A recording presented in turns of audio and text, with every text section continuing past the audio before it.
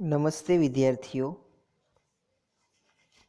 ધોરણ 11 કોમર્સ, વિષય વાણિજ્ય પત્રવ્યવહાર અને સેક્રેટરીયલ પ્રેક્ટિસ. એની અંદર આપણે વાત કરીએ તો જે પત્રવ્યવહારનો ભાગ છે, એટલે કે સીસી વાણિજ્ય પત્રવ્યવહાર, એની અંદર આપણે 7 પાઠ એ અત્યાર સુધી પૂરા કર્યા છે. છેલ્લે આપણે પત્રવ્યવહારમાં દાવા કે ફરિયાદ અને તેની પતાવટના પત્રો છે એની ચર્ચા કરેલી. અને જે આપણો ભાગ બી એસપી સેક્રેટરીયલ પ્રેક્ટિસનો ભાગ છે, એની અંદર જે 7 પાઠ છે એ આપણે પૂરા કર્યા છે. આની પહેલાંના લેક્ચરમાં આપણે પાઠ નંબર 7 શેરમૂડી અને શેરના પ્રકારો તેનો અભ્યાસ કર્યો. એટલે જે આપણો વિભાગ બી છે, પાર્ટ બી, એ પૂરો થયો. હવે સંપૂર્ણ સિલેબસની અંદર આપણે માત્ર એક યુનિટ, એટલે કે યુનિટ નંબર 8 ભાગ 1માં આર્થિક દરજ્જા અંગેની માહિતી મેળવતા તથા ઉઘરાણીના પત્રો એ બાકી છે. તે સીસી એટલે કે પત્રનો ભાગ છે, એની અંદર આપણે પત્ર શીખવાનો છે. અગાઉ આપણે દાવાને ફરિયાદના, તેની પતાવટના, ઓર્ડરનો, તેનો અમલ, તેને રદ કરતા, પૂછપરછના, તેના પ્રત્યુત્તર વગેરે પત્રો જોયેલા. હવે આપણે આર્થિક દરજ્જા અંગેની માહિતી મેળવતો અને ઉઘરાણીનો પત્ર એ જોવાનો છે. એના વિશે અભ્યાસ કરવાનો છે. તો હવે આપણે તે જોઈશું. તો વિદ્યાર્થી મિત્રો, હવે આપણે આર્થિક દરજ્જા અંગેની માહિતી મેળવવાની છે અને ઉઘરાણી કરવાની છે. એટલે કે કલેક્શન લેટર, એટલે કે ઉઘરાણીના પત્રો, અને letters of inquiry regarding financial status, કે નાણાકીય માહિતી કે નાણાકીય દરજ્જો, આર્થિક દરજ્જો છે, બરાબર, તેના સંબંધિત ઇન્ક્વાયરીના લેટર્સ એ તમારે અહીંયા ભણવાના છે. હવે પહેલાં તો તમને એ ખબર હોવી જોઈએ કે આર્થિક દરજ્જો કોને કહેવાય, બરાબર, અને તે અંગેની માહિતી મેળવી એટલે શું, અને ઉઘરાણી કોને કહેવાય. હવે જુઓ, પહેલાં તો ઉઘરાણીની વાત કરી દઉં. ઉઘરાણી વિશે તો તમે બધા જાણો છો. ઉઘરાણી કોને કહેવાય તો કે જ્યારે એ તમે કોઈ વ્યક્તિને એ ઉધારમાં માલ વહેંચેલો હોય, બરાબર.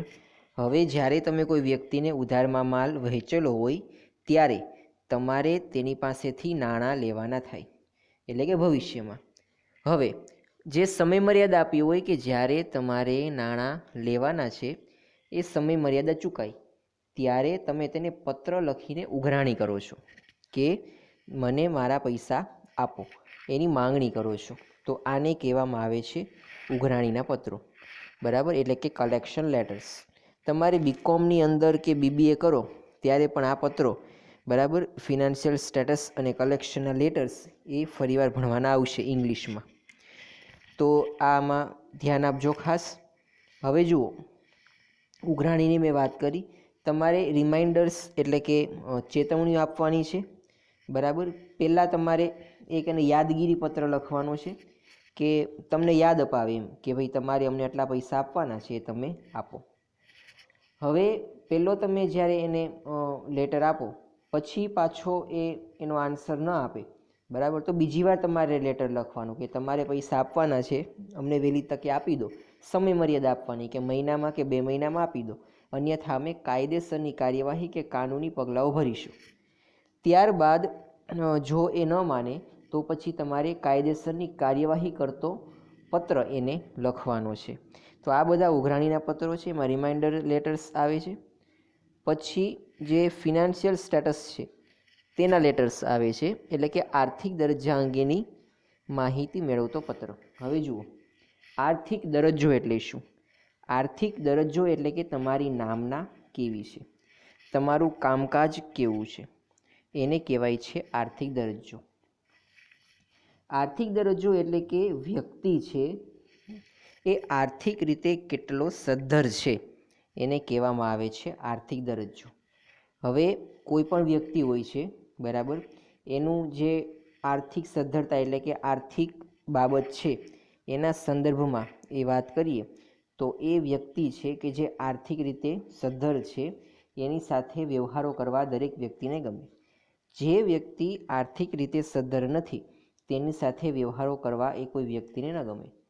તો આ રીતે આર્થિક દરજ્જાની માહિતી છે એ મેળવતો પત્ર એ તમારે લખવાનો થાય છે. હવે જુઓ, આર્થિક દરજ્જાની માહિતી કોની પાસેથી મેળવવી? માનો કે મારી પાસે કોઈ એવી ઓફર આવે છે, કોઈ વ્યક્તિ મને કહે છે કે હું તેને ઉધાર વેચાણ કરું. હવે જુઓ, આમને હું કોઈને ઉધાર વેચાણ ન કરું, મને ખબર તો હોવી જોઈએ કે એ વ્યક્તિ કોણ છે, કેવો છે. તો હું એની પાસેથી આર્થિક દરજ્જાની માહિતી મંગાવું. એટલે કે તમારો આર્થિક દરજ્જો કેવો છે, તમે નાણાકીય રીતે કેવા સદ્ધર છો, બરાબર, એ અંગેના પુરાવાઓ આપો, રેફરન્સ આપો, સંદર્ભ આપો. તો એ 2-3 વ્યક્તિઓના કે બેંકના કે પેઢીના નામ મોકલશે, બરાબર, કે આ વ્યક્તિને તમે પૂછી જુઓ કે હું કેવો છું. એટલે કે એ વ્યક્તિ પાસેથી આપણી માહિતી મેળવવાની છે કે ભાઈ એ વ્યક્તિ કેવો. દાખલા તરીકે શાહ બ્રધર્સ છે, એ મને વિનંતી કરે કે મને તમે ઉધાર વેચાણ કરો. તો હું આમને એને ઉધાર વેચાણ ન કરું, પછી તો મારા નાણાં ડૂબે તો હું શાહ બ્રધર્સને એમ કહીશ કે તમે મને તમારી બેંકનો રેફરન્સ આપો અથવા તો બીજી કોઈ કંપનીનો રેફરન્સ આપો કે જેની સાથે તમે લેવડ દેવડ કરતા હો. તો એના રેફરન્સથી હું એને ઇન્ક્વાયરી કરીશ. હવે બેંકને પૂછીશ કે શાહ બ્રધર્સ એ તમારી બેંકમાં ખાતું ધરાવે છે, તો એનું આર્થિક દરજ્જો કેવો છે, એટલે કે એની પરિસ્થિતિ કેવી છે, એ બરાબર કામકાજ એનું છે કે નહીં, બરાબર, અથવા તો અન્ય પેઢી કે જે કંપનીનો રેફરન્સ આપે છે તેની પાસેથી હું માહિતી મેળવીશ. તો આને કહેવાય છે આર્થિક દરજ્જો અને તે અંગેની માહિતી. તો આ હતી આર્થિક દરજ્જા અંગેની માહિતી અને આ માટેના પત્રો છે એ તમારે અહીંયા લખવાના છે. હવે પ્રસ્તાવનાથી આપણે શરૂઆત કરીએ.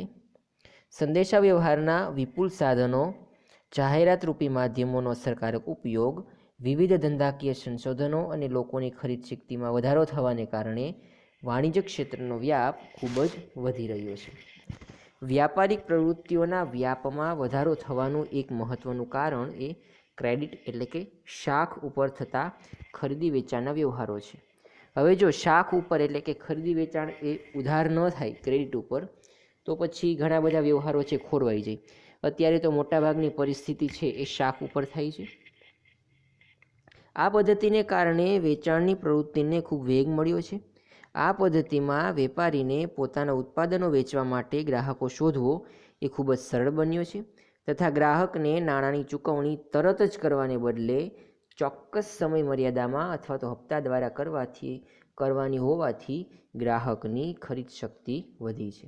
આમ વેપારી અને ગ્રાહક બંને પક્ષકારોને લાભ થાય છે.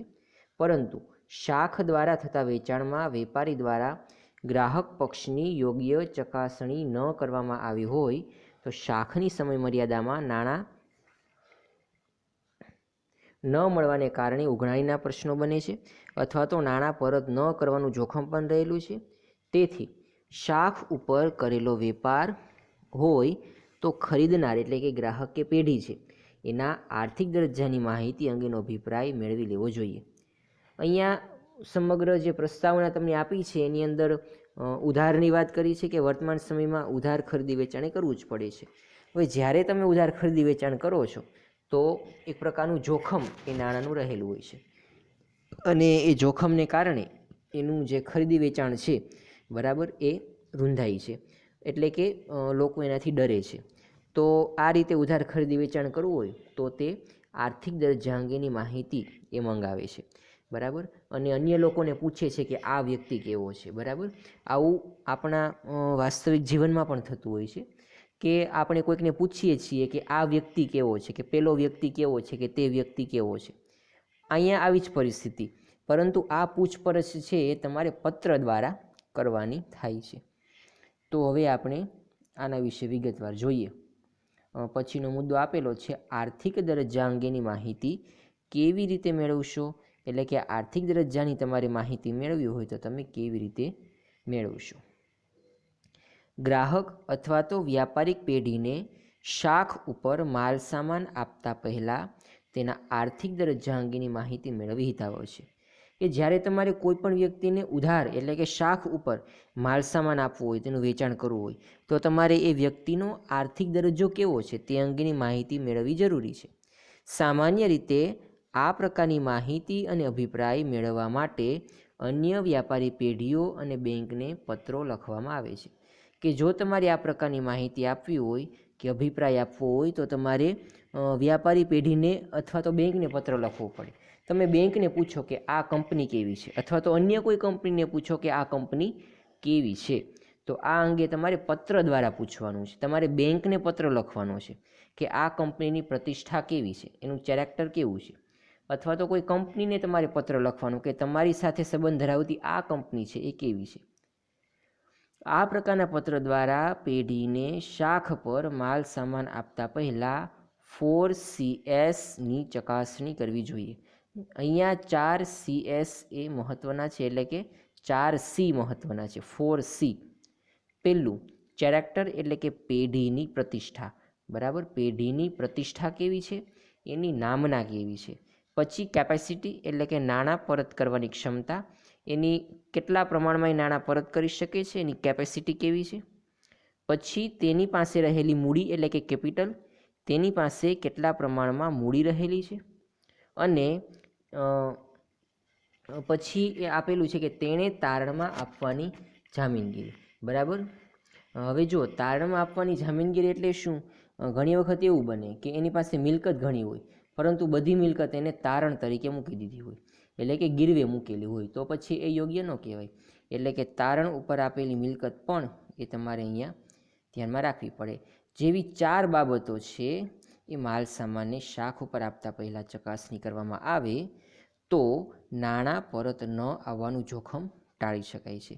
નાણાં પરત એ આવતા નથી.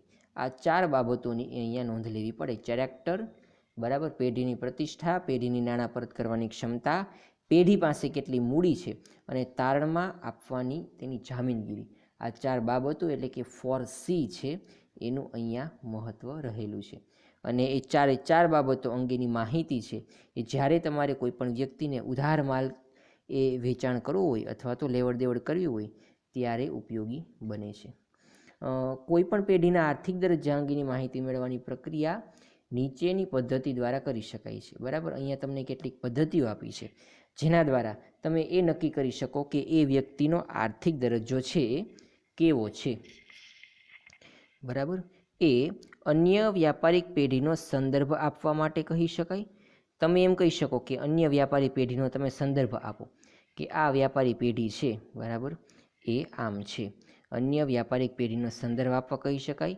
એટલે કે માનો કે કોઈ વ્યક્તિ મને એમ કહે કે મને તમે ઉધાર વેચાણ કરો, તો હું એને આમનામ ઉધાર વેચાણ ન કરું. બરાબર, કે ભાઈ તું મને પછી પૈસા આપી જજે, અત્યારે તું માલ લઈ જા, એમ હું ન કહી શકું. હું એમ કહું કે તમે મને કોઈક એવા વ્યક્તિનું નામ આપો કે જે તમારા અંગેની માહિતી મને આપે. બરાબર, તમે મને કોઈક વ્યાપારિક પેઢીનો સંદર્ભ આપો.